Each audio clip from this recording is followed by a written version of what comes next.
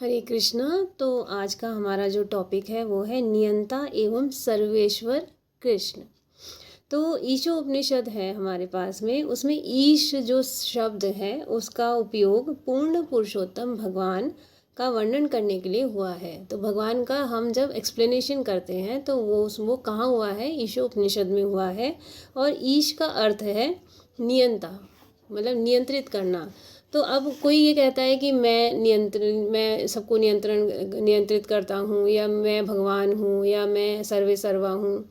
तो एक एग्जाम्पल इसमें देते हैं कि अगर आपके दांत में दर्द है और आप अपने दांत के दर्द से पीड़ित हैं, तो क्या हो रहा है आपको कि आप क्या कर रहे हो कि आप जो है दांत के दर्द में हो, मतलब आप नियंत्रित हो। दांत का दर्द आपको नियंत्रित कर रहा है। कभी आपके सर में दर्द होता है, कभी आप कुछ काम नहीं कर पाते, कुछ खा नहीं पाते, तो आप उसके नियंत्रण में हो। आप नियंत्रित करना नहीं है, तो आप भगवान नहीं हो सकते हो, है ना। और आगे बता रहे हैं कि भगवत गीता में भगवान कृष्ण कह रहे हैं कि सारे जीव जो हैं उनकी उच्चतर शक्ति हैं। और वो कैसे हैं? उच्चतर शक्ति कैसे हैं? क्योंकि जो इसका आंसर है कि उच्चतर शक्ति इसलिए है क्योंकि हमारे अंदर चेतना है। हम जो है भगवान का अंश हैं, तो हमारे अंदर जब चेतना है तो इस वजह से हम क्या है? उनकी उच्चतर शक्ति हैं। अब ये पूछ रहे हैं कि जीव भौतिक शक्ति पर कुछ नियंत्रण रख सकते हैं। मतलब हम जो है भौतिक शक्ति, मतलब इस संसार में जितनी भी चीज़ें हैं हम उन पर शक्ति, मतलब कंट्रोल तो रखते हैं। जैसे हम कोल माइंस खुदवा देते हैं, हम पानी का जहाज़ बना लेते हैं, समुद्र पार करने के लिए हवाई जहाज़ बना लेते हैं, है ना। तो कुछ हद तक तो हम लोग क्या कर रहे हैं कि हम नियंत्रित कर रहे हैं। नियंत्रण में नहीं होकर भी हम फिर भी नियंत्रित कर रहे हैं पदार्थों को, जो भौतिक पदार्थ हैं। हवा को, पानी को, धरती को, उसमें हम लोग अनाज उगाते हैं, तो हम उसको नियंत्रित कुछ हद तक कर सकते हैं। लेकिन फिर भी अब भगवान यहाँ कह रहे हैं कि हम कैसे कर रहे हैं, तो कैसे कर सकते हैं? तो भगवत गीता के 7वें अध्याय के 5वें श्लोक में बोल रहे हैं, ययेदं धार्यते जगत। तो इस भौतिक जगत की महत्ता जीवों के कारण है। अब जैसे कि कोई कहीं रहता है, कोई लॉस एंजल्स में रहता है, कोई यूरोप में रहता है, कोई लंदन में रहता है। तो ये क्या है? इन शहरों के महत्व है कुछ ना कुछ, तो इसलिए हम कहते हैं कि ये यहाँ है। तो उसी तरीके से जब हमारे अंदर हमारा शरीर भी मूल्यवान है। कैसे मूल्यवान है? जब इसके अंदर हमारी आत्मा होती है। तो इसीलिए आत्मा पदार्थ, जो हमारा जो हमारी जो बॉडी है वो क्या है? आत्मा की अधीन है। तो आत्मा क्या है? पदार्थ से श्रेष्ठ है। मतलब हम लोग तो कंट्रोल कर रहे हैं, मतलब जल, धरती, वायु, इन सबको कंट्रोल कर रहे हैं, लेकिन हमें कौन कंट्रोल कर रहा है? आत्मा। तो आत्मा क्या है? इन सब से, पदार्थ से ऊपर है। तो ये क्या है? जल, धरती और ये सब पदार्थ में आएंगे, और आत्मा उसके ऊपर जो हमारे शरीर को नियंत्रित कर रही है।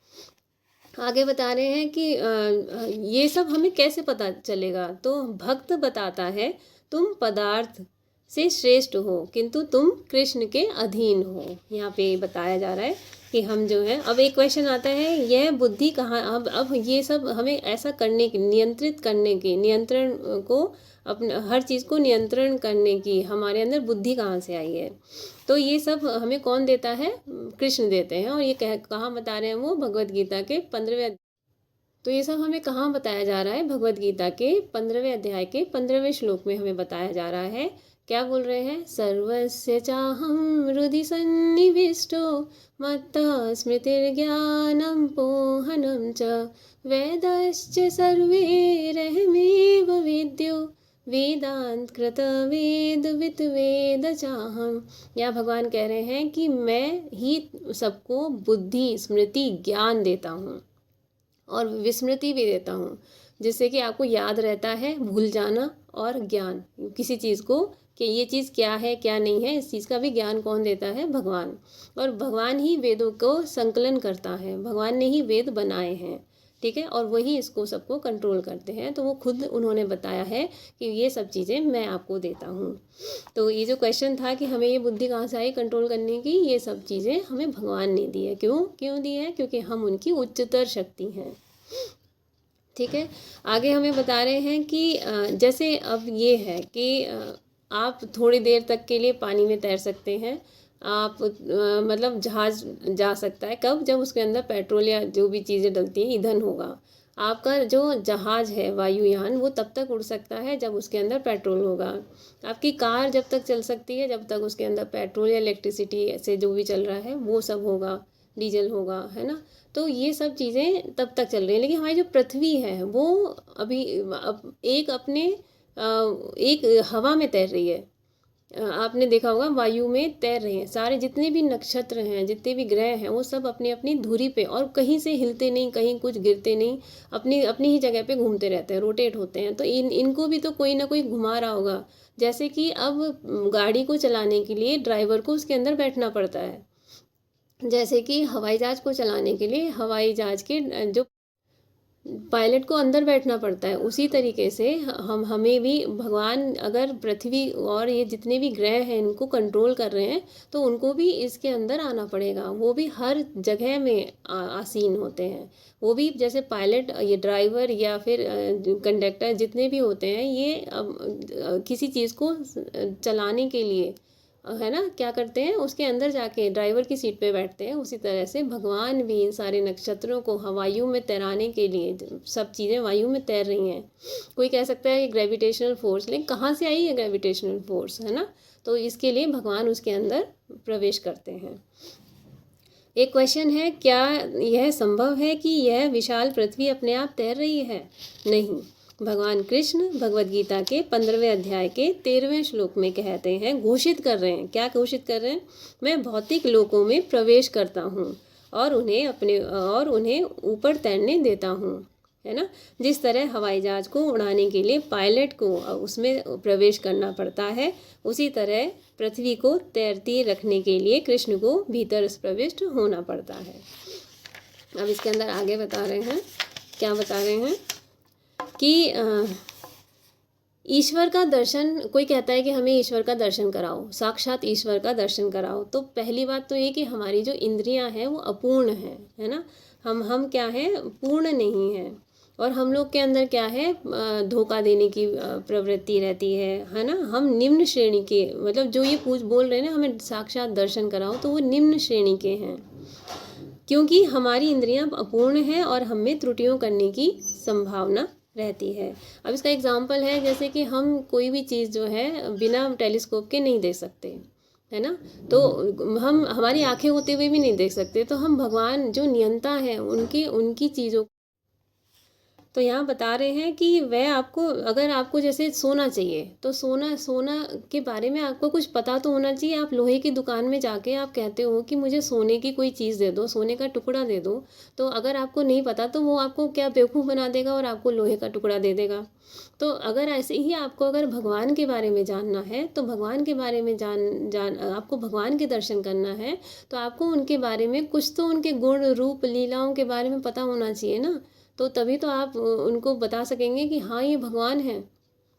जैसे सोना चाहिए तो लोहे की दुकान में जाके आप ये नहीं कह सकते कि आपको सोना मिल गया। वैसे ही आपको किसी चीज़ को अगर लेना है तो उसके बारे में कुछ तो जानकारी, प्रारंभिक जानकारी होना आवश्यक है।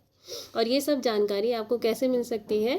किसी आध्यात्मिक गुरु या किसी भक्त से हम मिलते हैं, जब उनको क्योंकि साक्षात्कार हुआ होता है उस चीज़ का, है ना। तो अगर इसमें आमने सामने ईश्वर का दर्शन कराना चाहते हैं तो आपको विधि विधानों का पालन करना पड़ेगा। और उसके लिए हमें क्या करना पड़ेगा? जो हमारे गुरु बताते हैं, हमारे शिक्षा गुरु बताते हैं, उन चीज़ों का, विधि विधानों का पालन करना पड़ेगा। अब भगवान कहते हैं कि मैं आपके समक्ष अर्चा विग्रह में, यानी कि जो डेटीज़ होते हैं उनके रूप में मैं आपके सामने उपलब्ध हूँ, लेकिन हम वो मानने के लिए हम तैयार नहीं है ना।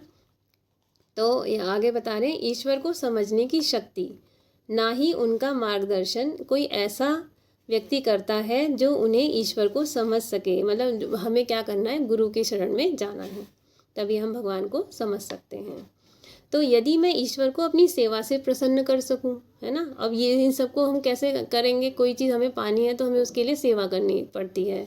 और हमें क्या करना चाहिए? हमें क्या बोलना पड़ेगा उनके सामने जाके कि मैं आपसे प्रेम करता हूँ, है ना। प्रेम विकसित करना। तो अगर आपको भगवान से मिलना है, भगवान के दर्शन करने हैं, आपको क्या करना पड़ेगा?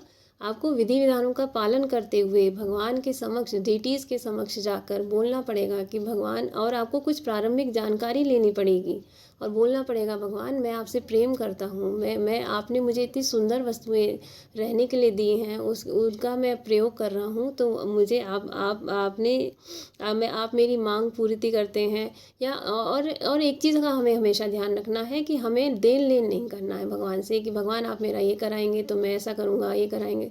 हमें प्रेम करना है। प्रेम कैसा होता है? निस्वार्थ होता है। तो जहाँ निस्वार्थ चीज़ें होंगी, सरल चीज़ें होंगी, वहीं पर प्रेम होगा। भगवान आपके पास आते हैं, है ना?